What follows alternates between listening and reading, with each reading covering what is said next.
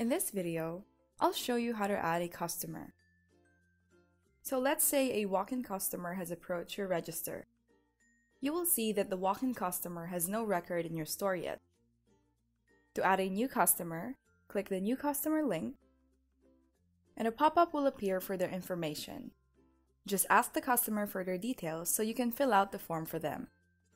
There are also additional information below, like the address, which can include different address types like billing or shipping, contacts, which lists other contact persons if the customer isn't available, friends and family, to associate individuals and add relationships, loyalty, if a customer belongs to a program, and preferences, which include customers' preferences like currency or store.